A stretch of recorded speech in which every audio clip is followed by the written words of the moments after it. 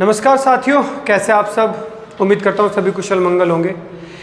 अपनी हिंदी के अंदर आज हम लोग जो टॉपिक लेने वाले हैं बहुत ज़्यादा इंपॉर्टेंट टॉपिक है और इस टॉपिक से आपके एग्ज़ाम में एक प्रश्न जरूर आएगा और वो प्रश्न जितना मैं बताऊंगा आप लोग उतना कर लेना, वहीं से आप लोगों के प्रश्न पकड़ में आ जाएगा। ठीक है, इसके अंदर से आपके जो क्वेश्चन पूछे जाते हैं पूछ लेगा कि जैसे आप लोगों की बोली जो होती है, बोलियाँ, उपभाषाएँ, इनसे रिलेटेड कुछ क्वेश्चन पूछे जाते हैं। इस चैप्टर को मैं 2 क्लासेस में ख़त्म करने की कोशिश करूंगा। इंपॉर्टेंट बातों पे ही हम लोग डिस्कस करेंगे, बाकी चीज़ों को हम लोग नहीं देखेंगे। ठीक है, क्योंकि आपके एग्जाम में बहुत ज़्यादा कम समय अब बचा हुआ है। तो चलिए शुरू करते हैं बिना किसी देरी के। और आज का जो टॉपिक हमारा रहने वाला है उसका नाम है भाषा का विकास। भाषा का विकास। ठीक है, कहते हैं कहीं से भी क्वेश्चन पूछ लेता है, कहीं से भी नहीं पूछता। आप लोगों के जो डाटा है आप लोगों का वो अच्छी तरीके से क्लियर होना चाहिए। जितना मैं बताऊंगा वहीं से आप लोगों का क्वेश्चन आने वाला है। ठीक है, अब आप लोग जरा ध्यान से देखिएगा। देखिए, इसके अंदर जो आपका शब्द है भाषा, भाषा जो शब्द है मिलके बना है भाष धातु से। किससे मिलके बना है?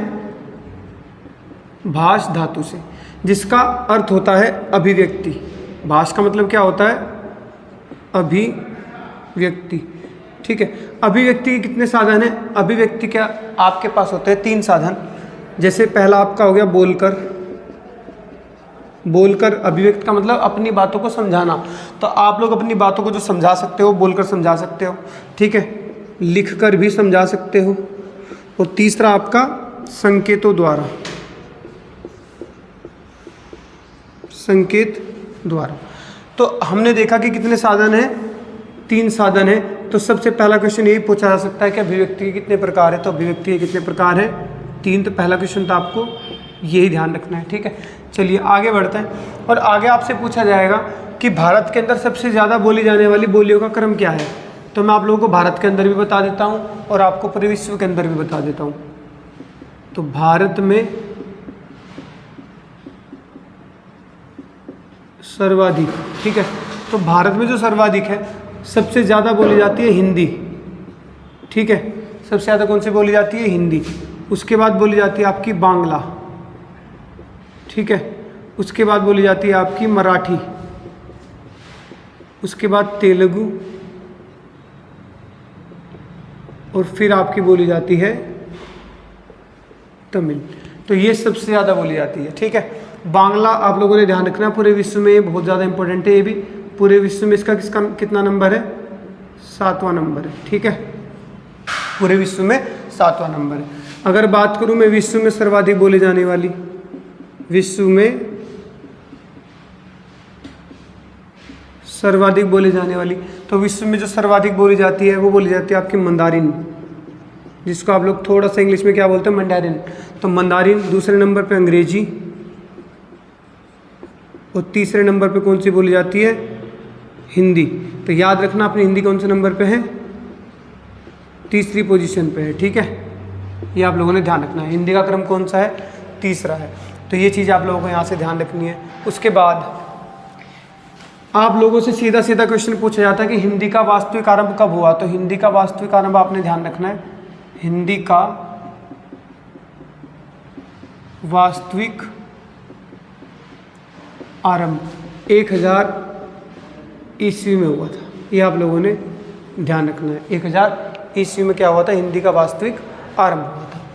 उसके बाद अगर मैं बात करूं भाषा के क्रम की, भाषा का क्रम बहुत ज़्यादा इंपॉर्टेंट है। यहाँ से क्वेश्चन आप लोग बन सकता है, ध्यान से देखना। ठीक है, भाषा का जो क्रम है, सबसे पहले आपके आती है संस्कृत।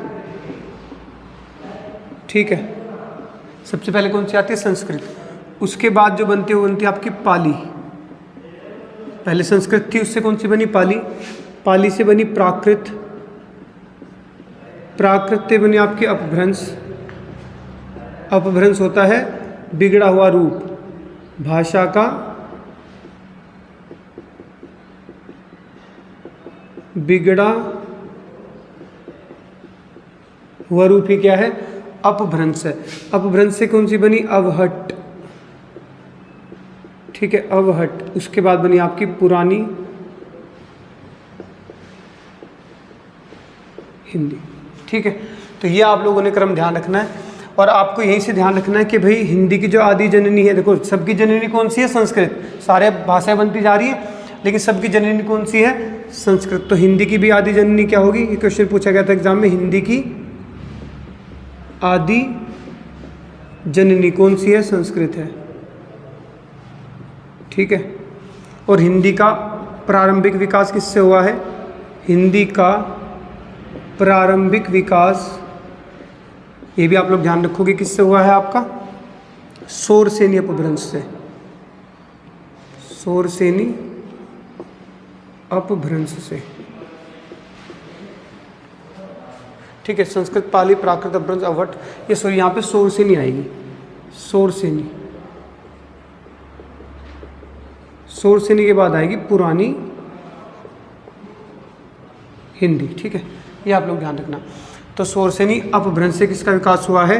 हिंदी का प्रारंभिक विकास हुआ है। ये चीज़ें आप लोगों ने यहाँ से ध्यान रखनी है। इसके बाद हम लोग अपभ्रंश को ही पकड़ लेते हैं और अपभ्रंश से क्वेश्चन पूछे जाते हैं, वो भी ज़रा ध्यान से देखना, ठीक है। अगर मैं बात करूँ अपभ्रंश, तो आपसे पूछा जा सकता है कि अपभ्रंश के कितने भेद हैं? अपभ्रंश के भेद, तो ध्यान रखना इसके 6 भेद हैं। कितने भेद हैं? 6, वो भी मैं आगे बताऊंगा। इससे रिलेटेड और क्या बात पूछी जा सकती है? आप लोगों से अपभ्रंश का वाल्मीकि पूछा जा सकता है। तो वाल्मीकि कौन है इनके? एक आपको वाल्मीकि की वर्तनी भी ध्यान रखनी है। तो अपभ्रंश के जो वाल्मीकि हैं वो है स्वयंभू। स्वयंभू, ठीक है। ये व्यक्ति का नाम है स्वयंभू। इन्हीं की एक रचना है, इनकी रचना का नाम क्या है? पऊ चरियु, जिसका आपका नाम है हिंदी में राम काव्य बोला जाता है, इसे राम काव्य, ठीक है। और ध्यान रखना आपने, अपभ्रंश का पहला प्रबंध काव्य जो है वो कौन सा है? भविष्यत कहा। भविष्यत कहा, ठीक है। आप लोगों से क्वेश्चन ये भी पूछा जा सकता है कि अपभ्रंश को पुरानी हिंदी किसने कहा? और अपभ्रंश को पहले देख लेते, ठीक है ना। अपभ्रंश को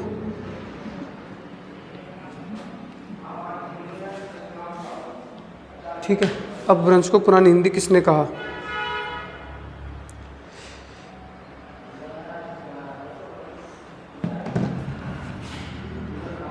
अपभ्रंश को पुरानी हिंदी किसने कहा? ध्यान रखना है, वो एग्जाम में इस तरह के क्वेश्चन बहुत पूछे जा रहे हैं। तो इसका आंसर आएगा रामचंद्र शुक्ल।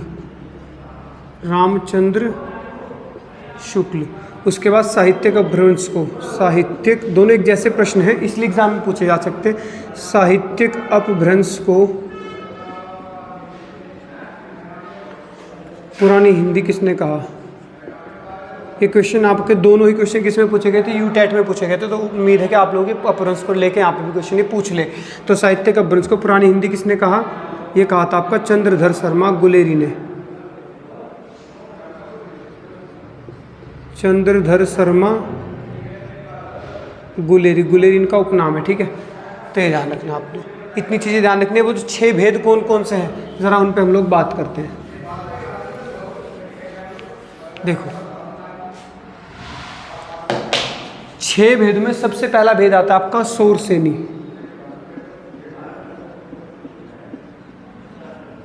शौरसेनी। उसके बाद है आपका अर्धमागधी। अर्धमागधी, ठीक है। शौरसेनी, अर्धमागधी। उसके बाद मागधी। उसके बाद खस, ब्राचड़। उसके बाद में आपका महाराष्ट्री। उसके बाद आता है आपका महाराष्ट्र, ठीक है। ये आपके 2, 4, 6 भेद बैठते हैं। अब इन 6 के 6 भेद में कहाँ कहाँ पर बोली जाती है ज़रा उस स्थान को हम लोग देख लेते हैं। शौरसेनी जो अधिकतर बोली जाती है वो पश्चिमी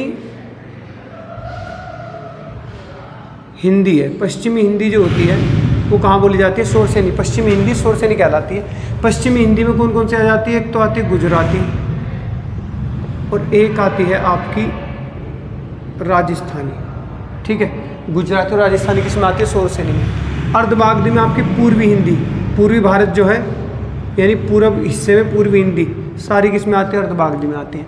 मागधी में आपके 4 स्टेट आ जाते हैं। एक तो असमिया, असम में बोली जाने वाली भाषा जो है, फिर बांग्ला, बंगाल की भाषा, उसके बाद बिहारी, बिहार की हो गई, उसके बाद उड़िया।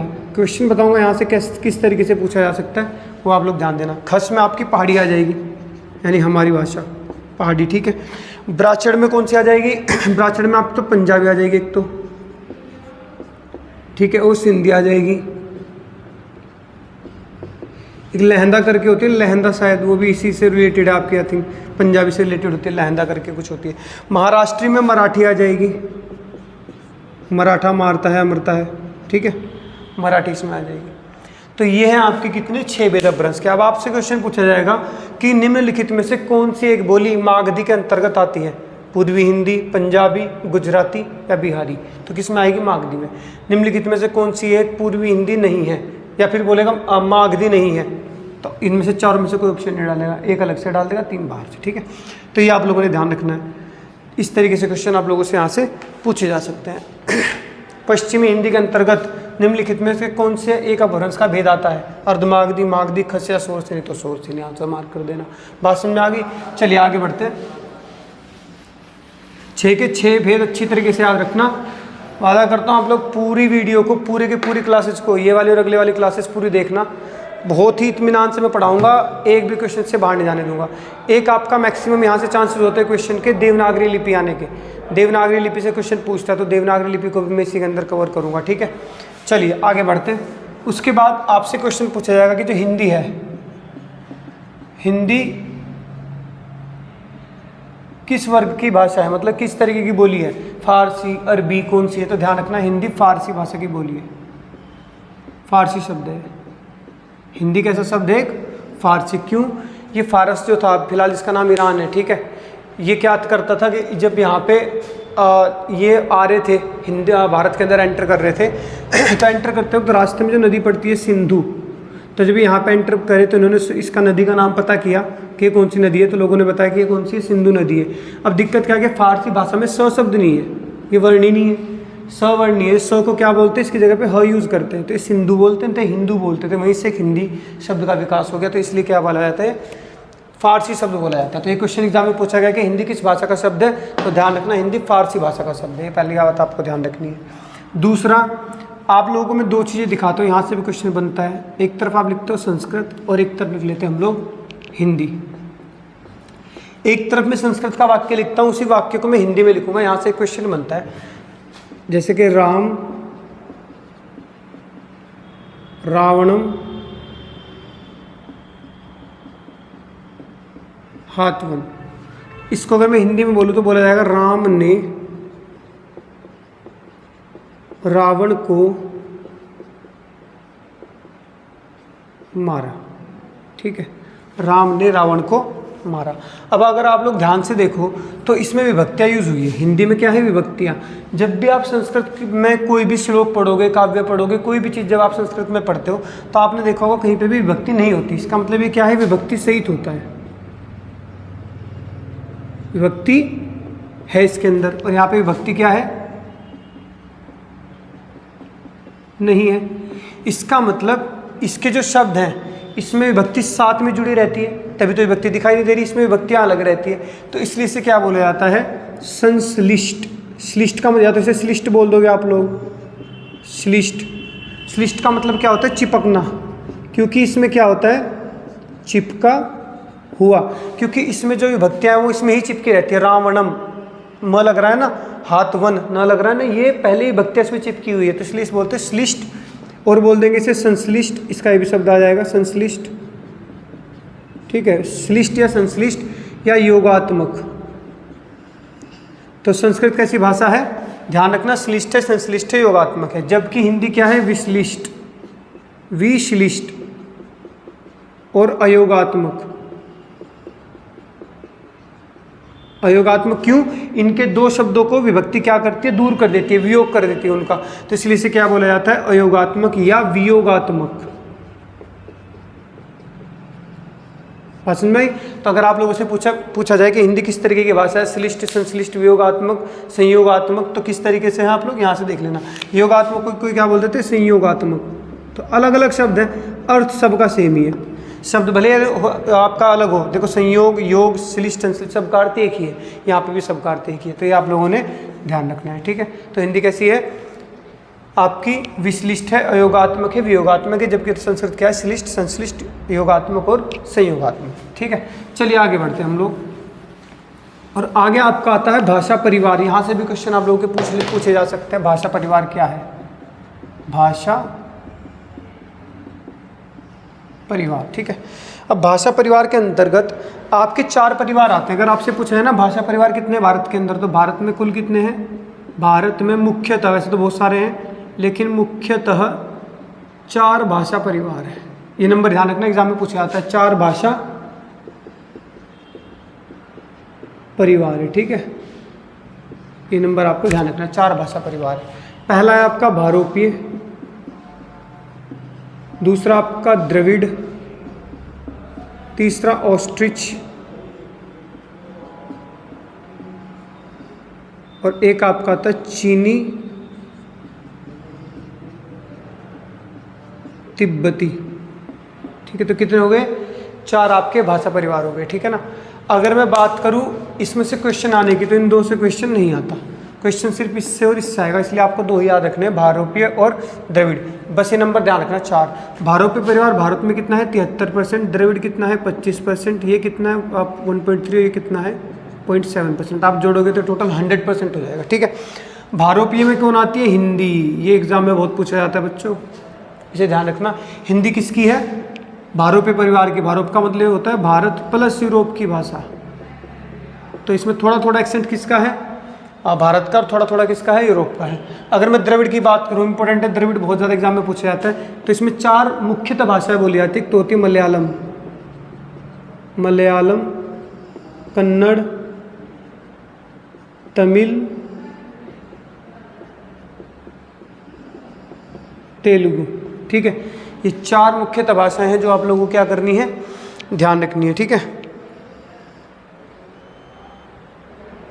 ये 4 मुख्यतः भाषाएं आती है इसके अंतर्गत।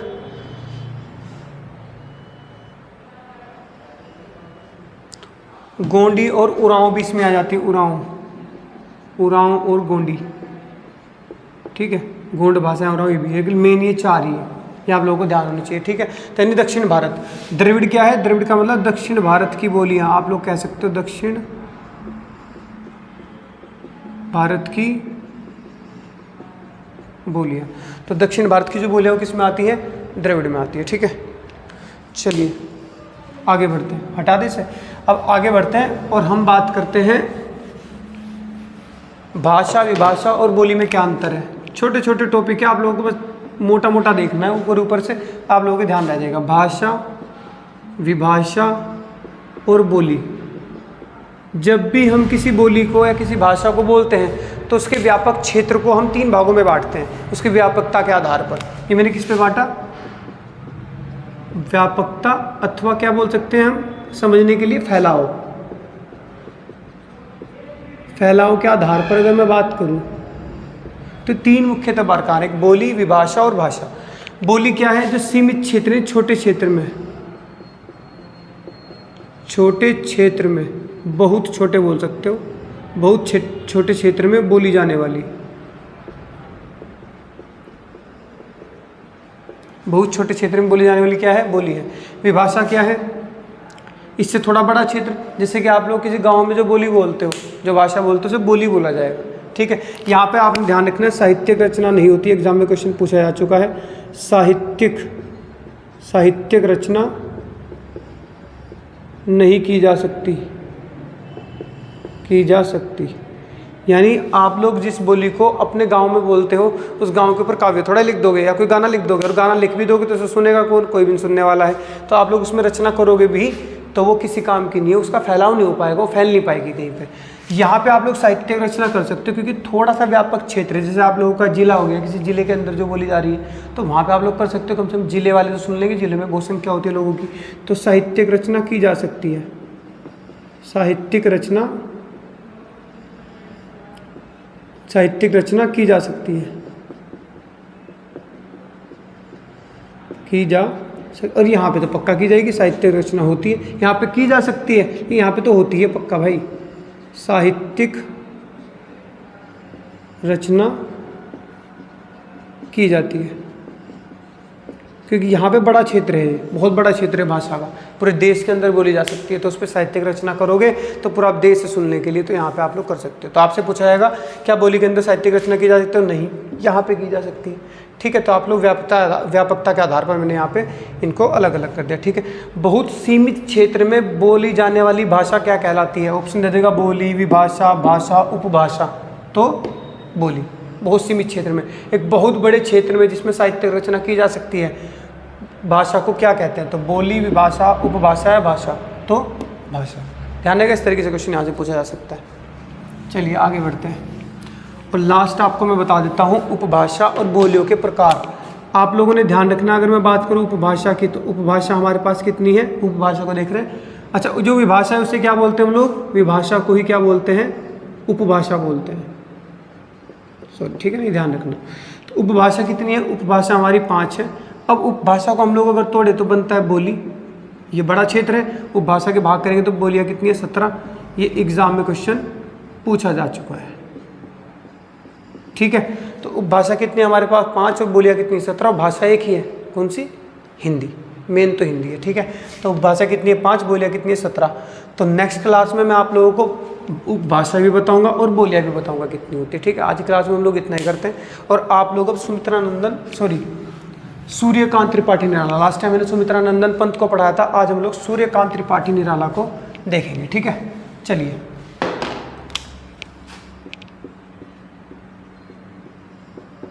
सूर्यकांत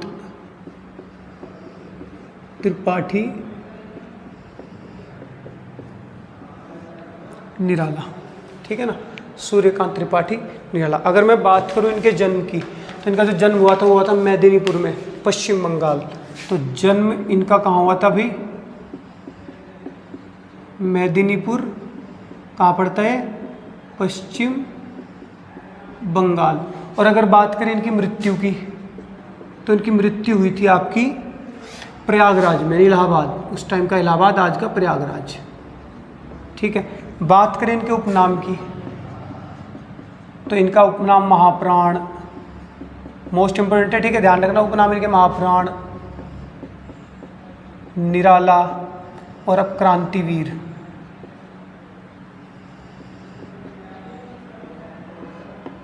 क्रांतिवीर। आप लोगों ने एक बात ध्यान रखनी है, मैं फिलहाल जो आपके कवर कर रहा हूँ, 4 राइटर एक साथ कवर कर रहा हूँ बैक टू बैक। आपके छायावादी कवि है चारों के चारों, जयशंकर प्रसाद, निराला, पंत और आपकी महादेवी वर्मा, जिनमें से महादेवी वर्मा कंप्लीट हो गई, आपकी सुमित्रानंदन पंत हो गए, और अब आपके कौन से हैं? सूर्यकांत त्रिपाठी निराला। निराला ने इसलिए बोला जाता है क्योंकि ये क्या है? इनका उपनाम है। कहाँ पे? ये रहा, निराला इनका क्या है? उपनाम है। बात करते हैं इनके बचपन के नाम की, ध्यान रखना बचपन का नाम भी इंपॉर्टेंट है, सूर्य कुमार। बचपन का नाम क्या है इनका? सूर्य कुमार। सूर्यकांत त्रिपाठी निराला, ऐसा लगता है जैसे इस लड़की का नाम है, लेकिन ऐसा नहीं है, ये ऐसे उनका लगता है। सुमित्रानंदन पंत है ना, जैसे लड़की हो कोई, लेकिन है क्या? लड़के। आप लोग मेहनत करिए यार, दबा के हिम्मत से मेहनत करिए। अब की बार ये मत सोचिए कि आप लोग कहीं कोचिंग सेंटर नहीं जा सकते तो आपकी तैयारी में कोई कमी रहेगी। आप लोग हमारे साथ लगे रहिए, कोई कमी नहीं रहेगी, बिल्कुल एग्जैक्टली हम लोग आप लोगों को पढ़ाएंगे जो आपके एग्ज़ाम के पॉइंट ऑफ व्यू से बहुत ज़्यादा इंपॉर्टेंट रहेगा। ठीक है, बस आप लोग साथ दीजिए और बस चैनल को ज़्यादा से ज़्यादा शेयर कर दिया कीजिए। ठीक है ना, चलिए अब बात करते हैं हम लोग इनकी रचनाओं की। देखो कविता संग्रह बहुत सारे हैं इनके, बहुत सारे, लेकिन आप लोगों को मोस्ट इंपॉर्टेंट ही बताता हूँ जो एग्ज़ाम में पूछे जाते हैं ज़्यादातर। ठीक है, मैं अपने हिसाब से लिखा रहा हूँ। देखो अगर ऐसा हो जाए कि एक आध बाहर भी चला जाए तो उसमें मेरी गलती इसलिए निकलेगी क्योंकि देखो बहुत सारी रचना इन्होंने लिखी, मेरे पॉइंट ऑफ व्यू से जो बहुत ज़्यादा ही इंपॉर्टेंट होगी मैं वही लिखाऊंगा जो ज़्यादातर एग्जाम में पूछी जाती है। क्योंकि मैंने आपको बोला ना कि इंपॉर्टेंट बातों पे चीज़ों पे हम लोग क्या करेंगे, डिस्कस करेंगे। बस आप लोग ध्यान से देखते जाना एक बार, क्योंकि आपके पास इतना टाइम नहीं कि आप लोग सारी लिखो, या फिर आप ज़्यादा में जितनी मुझे लगती है इंपॉर्टेंट है और जितनी लगती है कि ये हो सकती है वो लिखाऊँ, बस जितनी इंपॉर्टेंट है वही लिखाऊँगा। ठीक है, और जहाँ तक उम्मीद है कि जितना मैं लिखाऊंगा वहीं से क्वेश्चन आ जाएगा। परिमल बहुत इंपॉर्टेंट है, ठीक है। परिमल, अनामिका, गीतिका, अनामिका, गीतिका, कुक्कुरमुत्ता, ये तो मोस्ट इंपोर्टेंट है कुक्कुरमुत्ता, ठीक है, उत्तराखंड में पूछी गई थी तो आपकी, ठीक है, कुक्कुरमुत्ता। अनीमा, ठीक है, ये सारी इंपॉर्टेंट है, इनमें छोड़नी नहीं है बिल्कुल भी। कभी ये सोचोगे ये तो मैंने बोल दिया कि ये मैंने खुद देखी थी, तो ये बहुत सही सारी इंपॉर्टेंट ही है, ठीक है। उसके बाद आपकी सरोज स्मृति,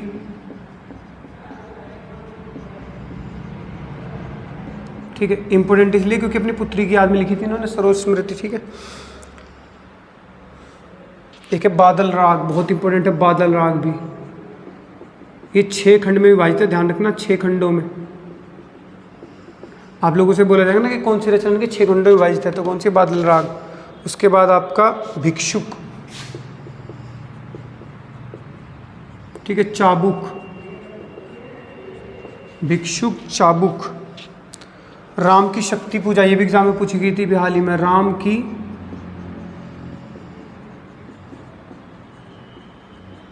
शक्ति पूजा बहुत इंपॉर्टेंट है इसके अंदर। गीत गूंज, गीत गुंज। फिर अप्सरा, अलका, अप्सरा, अलका, प्रभावती,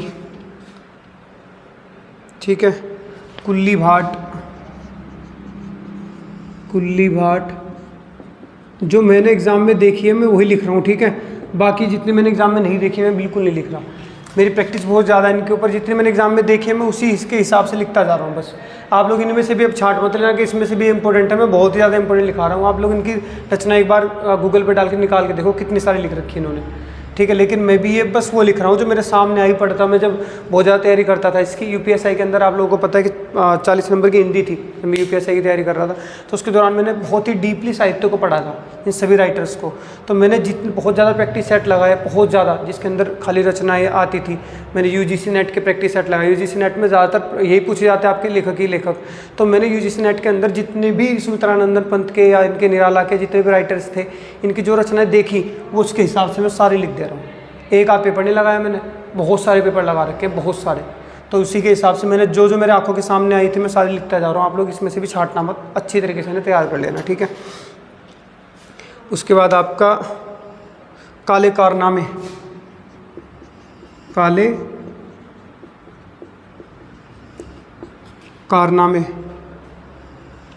ठीक है, काले कारनामे हो जाएगा आपका। चोटी की पकड़, चोटी की पकड़। लिली,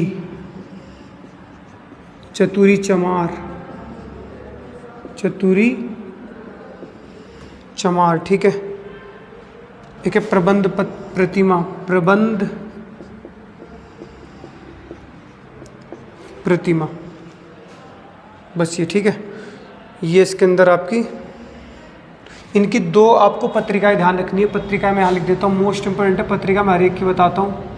पत्रिका इनकी एक तो मतवाला है, मतवाला पत्रिका इनकी। दूसरे समन्वय, इनके क्या रहे हैं, संपादक रहे हैं, ठीक है। इसे हटा देता हूँ मैं। अब इसके बाद आपका जो मेन बात है इसके अंदर, एक इसके अंदर मोस्ट इंपोर्टेंट है जूही की कली। ये तो मैं भूल ही गया था ज़रा, जूही की कली, जूही की कली, ठीक है। जूही की कली, ये मोस्ट इंपोर्टेंट है। अब जूही की जो कली है क्या है आपकी, ये आपकी छायावाद की प्रथम कविता है। छायावाद की, मुक्तक छंद की, सॉरी, मुक्तक छंद का प्रथम, मुक्तक छंद। जो मुक्तक छंद है आपके 3 छंद होते हैं ना, ठीक है। तो 3 छंदों में मुक्तक छंद आपका जो होता है उसके अंदर जूही की कली प्रथम कविता है, ठीक है, प्रथम कविता है। उसके बाद ये अब मैंने बताया था जैसे आप लोगों को स्रोत स्मृति क्या इनकी पुत्री पर आधारित है, इनकी पुत्री की याद में लिखी गई है, ठीक है, इसलिए इंपॉर्टेंट है, उनकी पुत्री मर गई थी उसके ऊपर ये लिखी गई थी।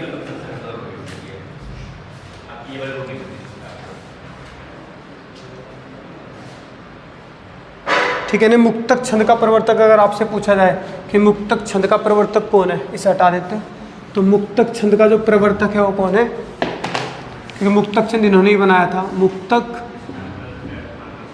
छंद का प्रवर्तक कौन है, तो निराला ही है। ठीक है, कौन सी लिखी थी इन्होंने पहली, जूही की कली, मोस्ट इंपोर्टेंट है, ध्यान रखना, इसलिए मैंने इंपोर्टेंट मार्क किया इसमें, ठीक है ना। तो ये चीज़ आप लोगों को ध्यान रखनी है इसमें। इनके द्वारा लिखा गया एक गीत भी था, उत्साह, उत्साह इन्हीं का गीत है, ठीक है। तो ये चीज़ें थी, अगर आप लोग इतना कर लेते हो तो आपका जो निराला के अंदर है इससे बाहर कोई क्वेश्चन नहीं आ सकता, ठीक है। तो ये चीज़ आप लोगों को ध्यान रखनी है। तो अगर आप लोगों को वीडियो अच्छी लगती है तो ज़्यादा से ज़्यादा इसे शेयर कीजिए, लाइक कीजिए, कमेंट कीजिए, और मिलते हैं नेक्स्ट वीडियो में। तब तक के लिए धन्यवाद।